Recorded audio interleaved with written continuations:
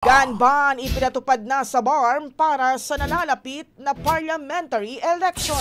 Brigada Sheila Matibag, ibrigada mo! Brigada! Live report! Ikinasana ng Commission on Elections o COMELEC ang gun ban sa Bangsamoro Autonomous Region in Muslim, Mindanao. Ito ay kasabay ng pagsisimula ngayong araw ng 60-day election period para sa unang BARM parliamentary elections. Ayon kay COMELEC Chairman George Garcia, nagtayo na ng mga checkpoints sa iba't ibang rehiyon upang mahigpit na ipatupad ang gun ban at iba pang regulasyon na kaugnay ng halalan. Pagtitiyak ni Garcia sa mga residente ng rehiyon, hindi malalabag ang kanilang karapatan ngayong may mga nakaset up na checkpoints. Samantala, wala naman umanong lugar sa BARM ang nakasailalim sa COMELEC control. Nananatili rin anyang generally peaceful ang area.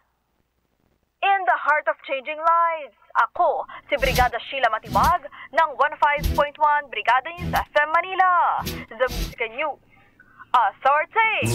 Ang bahaging ito ay hatid sa atin ng Power Cell Salabat, ginhawa ng bawat nangangarap.